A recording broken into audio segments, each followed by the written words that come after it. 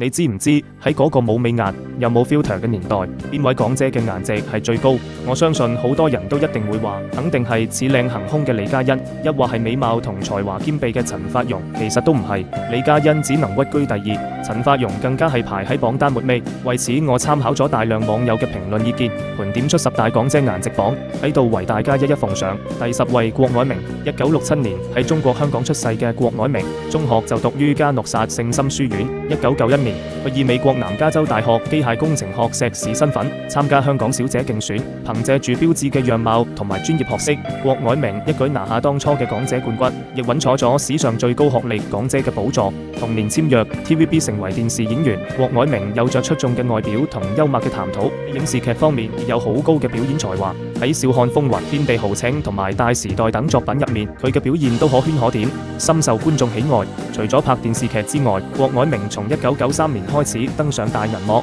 佢拍嘅第一部戲係《方世玉續集》，喺戲入面，郭藹明嘅造型靚之餘，又演得靈動、明亮動人嘅大眼睛，展現出完美嘅古典氣質。最靚嘅係嗰身鳳冠霞帔，感覺完全搶走咗李嘉欣嘅風頭。郭藹明喺工作事業上亦係平步青雲，唔單止憑演技同顏值收穫咗無數粉絲，而且自1993年起，連續4年獲得一週刊10大電視藝人獎。1999年同演員劉青雲結婚，嫁俾劉青雲之後，雖然好少作品見佳，但每次出席公開場合，依然光滑緊緻嘅皮膚都可以一睹當年極高顏值嘅風采。第9位陳法蓉，1967年喺中國香港出世。陳法蓉畢業於加拿大多倫多大學，攞過多個學術獎項同埋獎學金。1989年參加香港小姐競選，獲得冠軍同國際親善小姐，被評為最有都市氣質嘅港姐。選完香港小姐之後，陳法蓉順理成章簽約香港無線電視台，展開咗佢嘅演藝生涯。由出道開始演戲以來，陳法蓉營造咗唔少經典熒幕形象，都帶俾觀眾深刻嘅印象。喺佢嘅職業生涯當中，佢亦係 TVB 最受歡迎嘅電視演員之一。但陳法蓉嘅目光並無局限喺香港本土。1999年約滿 TVB 之後，佢開始返內地發展，喺內地深演咗好多作品，人氣更上一層樓。喺《水月洞天》入面，陳法蓉飾演嘅尹天雪高貴而冷艷，佢將呢個角色演繹得入木三分。喺事業方面，陳法蓉持續有作品推出，雖然佢談唔上大紅大紫，但一直都有熱度唔錯嘅劇集揾佢拍。佢係將拍戲當做自己中意嘅工作，盡全力演好每一個角色。至於結果，佢就順其自然。佢一早就由港姐花瓶轉型成為用作品講說話嘅實力派演員。第8位高麗紅，講到港姐高麗紅，好多人可能對呢個名有啲生疏，但中意睇香港80年代武打片嘅觀眾就一定對佢唔陌生。喺銀幕入面嘅高麗紅，憑着拳拳到肉嘅武打動作同埋冷艷氣質嘅短髮形象，俘獲咗唔少觀眾嘅眼球。中澳混血嘅高麗紅由細到大個樣都好出眾，熱愛唱歌跳舞同埋表演嘅佢，19歲嗰陣參加咗香港小姐選舉。喺嗰個美人輩出嘅年代，高麗紅憑借着出眾嘅氣質、驚豔嘅面容以及卓越嘅才藝，喺諸多美女之中脫穎而出，成為過一屆嘅港姐冠軍，而且仲同時攞到多個大獎。1986年，高麗紅初入影壇，喺佢嘅處女作入面，佢留住一頭蓬鬆柔軟、好似烏雲咁嘅卷髮，濃烈嘅眉眼喺鏡頭之下閃閃發光，笑嗰陣又打破咗冷豔感，多咗幾分嬌憨嘅氣息。靚係觀眾對佢最直接嘅定義。後來高麗紅對動作片產生咗深厚興趣，想成為一名全能嘅女打星。當時咁啱係功夫動作電影最吃香嘅時候，所以高麗紅就去拜咗洪金寶做師傅，成為洪家班入面唯一嘅一個女徒弟。1991年，高麗紅喺電影《才叔之黃素千軍》入面飾演蛇蠍美人，亦都係喺呢一年佢嫁咗俾洪金寶之後，就慢慢淡出咗娛樂圈。第7位袁詠儀，袁詠儀出世喺一個警察世家，家境優越，父母感情好好，佢喺一個無憂無慮嘅家庭氛圍入面成長，亦造就咗佢直率、大大咧咧嘅性格。1990年，佢報名參加咗香港小姐選美比賽，比賽當日佢特登將頭髮整成美豔嘅大捲髮，唇紅齒白，膚白貌美嘅佢少女感十足。佢嘅身材修長勻稱，笑容甜美燦爛，非常耀眼動人。19歲嘅佢喺台上面完全冇怯場，一舉一動都散發住自信，成身都散發住迷人嘅少女魅力。最終佢成功奪得咗香港小姐冠軍，同年成為無線電視台旗下藝員，從而正式踏入娛樂圈。同其他港姐冠軍嘅演藝條路有啲唔同，靚呢位港姐真係相當有斤兩，佢樹立了一個標杆性嘅形象。喺呢之前，除咗佢，完全冇任何一位女演員可以憑住處女作就攞到金像獎，而佢偏偏就做到咗。之後更加係連續2屆斬獲香港電影金像獎最佳女主角、成為第一位連任呢個獎項嘅女演員。有媒體曾經咁樣評價過袁詠儀，佢係娛樂圈入面難得外貌同演技都兼備嘅女演員。佢嘅戲路好闊，亦唔介意拋棄形象，各種各樣嘅角色定位都可以駕馭。佢簡直係天生為舞台而生嘅人。你知唔知喺嗰個冇美顏又冇 filter 嘅年代，邊位港姐嘅顏值最高？第6位蔡少芬，1973年喺中國香港出世，被稱為 TVB 4大花旦之一。1991年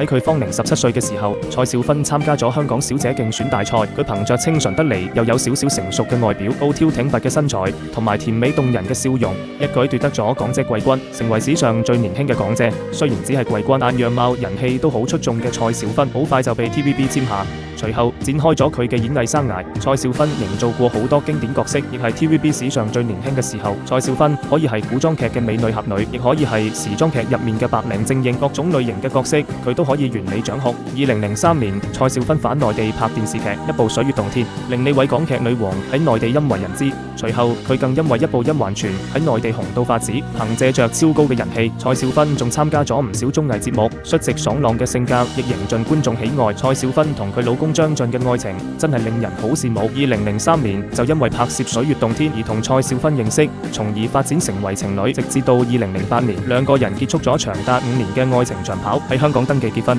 當初唔被外界睇好嘅愛情，如今攜手行過12年，依舊恩愛如初。第5位邱淑貞，邱淑貞堪稱20世紀90年代嘅性感女神，被形容為全香港男人嘅慾望。1987年，19歲嘅邱淑貞參加咗嗰年嘅香港小姐選美，淘氣得意之中帶住天真，純真入面又滲透住極致嘅誘惑，天生麗質嘅外貌，成功入圍最後12強之後，卻被所謂好友陷害，一氣之下憤然退賽，塞翁失馬焉知非福。因為喺香港小姐比賽入面嶄露頭角，由參選到退賽都引來極高嘅話題度。邱淑貞宣布退賽後，無奈就簽約 TVB 出道。1988年，王晶將邱淑貞由 TVB 挖到自己嘅團隊入面。王晶對邱淑貞嘅好，我真係冇得講。俾佢擔正做主角嘅作品，一定要用鏡頭最大限度去展現佢嘅美。好似《賭神二》入面，長髮紅唇，一身紅衫，胸前仲有一朵美豔嘅牡丹花，性感到極致嘅邱淑貞輕咬住張人工牌，又有型又靚嘅呢一幕，至今都係經典，令人始終難忘。就算係幫其他人做配角，邱淑貞嘅角色都一定要好發揮。例如《倚天屠龍記之魔教教主》入面嘅小超，真係令好多人刻骨銘心。